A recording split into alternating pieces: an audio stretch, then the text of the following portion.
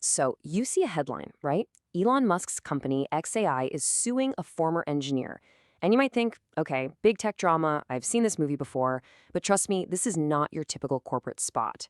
If you want to know what's really going on here, you've got to dig a little deeper. So is this whole thing really just about one guy and a few files, or is there something else at play? Because once you start peeling back the layers on this one, oh boy, you find a story that's way, way bigger. This single lawsuit, it turns out, is the perfect window. It's a look into these massive, overlapping wars being fought right now for the future of, well, everything. We're talking technology, talent, and yeah, even global power. Okay, so to really get the big picture, we got to start with the small stuff. Let's look at the official case, what's actually on paper. All right, so the official complaint from xAI, it's pretty straightforward. They're accusing this former engineer, a guy named Li Xuechen, of misusing intellectual property.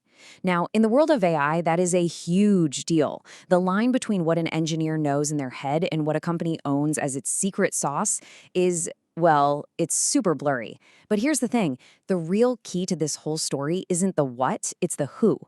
So who is this guy, Li Xuechen? Look, you've probably never heard of him. He's not a household name. But inside the AI world, he is exactly the kind of person that xAI and OpenAI are basically in a bidding war for.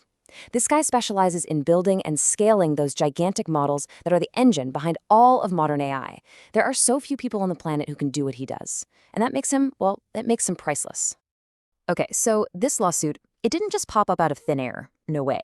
To really get what's happening, you have to understand the backstory. There's this bitter history simmering right under the surface. And let me tell you, it's personal. I mean, this rivalry goes all the way back to the beginning. Elon Musk, he actually helped start OpenAI.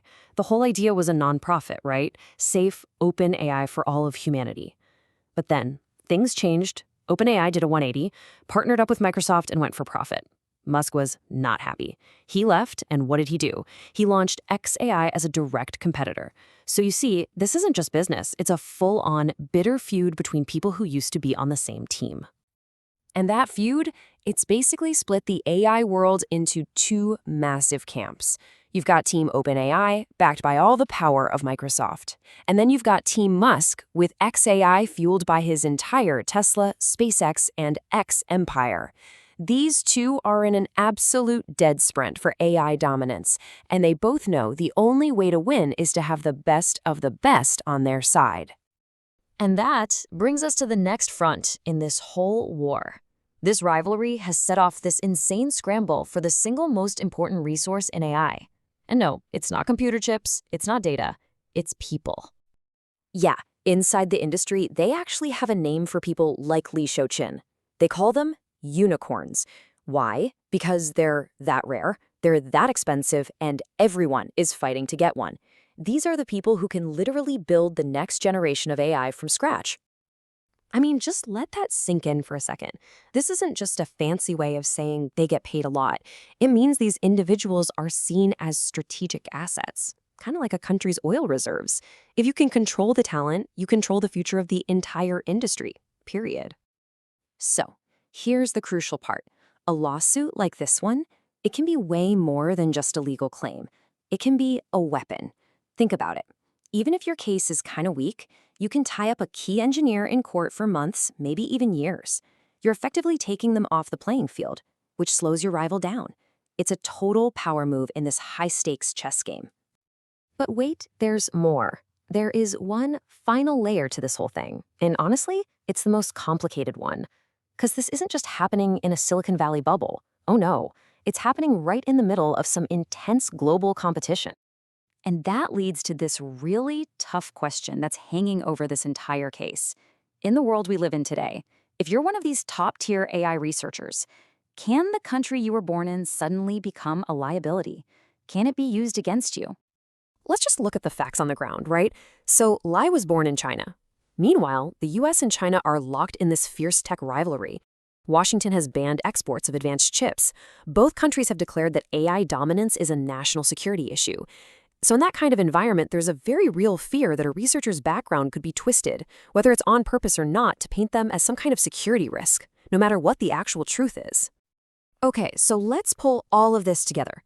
We've got a corporate lawsuit, We've got a bitter personal feud. We have a crazy, frantic war for talent, and on top of all that, a tense geopolitical standoff. So, what does it all add up to? It means this one lawsuit against this one engineer is actually a battleground where three different wars are being fought at the exact same time. First, you've got the business war, Musk versus OpenAI. Second, the talent war, the whole industry fighting for those unicorns. And third, the geopolitical war, the US versus China, fighting for who gets to be the tech leader of the world. And this is where it gets really dangerous. Because the people who are actually at the center of all this, these brilliant engineers and researchers who are just trying to build cool stuff, they're the ones who get caught in the middle. They end up becoming pawns in these giant chess games played by billionaires and governments. And it's their careers, their reputations that are hanging in the balance. So, the real question this whole thing leaves us with is so much bigger than just who wins in court. As this AI arms race just keeps getting faster and faster, and the stakes get higher and higher, who are the people that are going to get caught in the crossfire? And what's the real human cost of this global race to the top?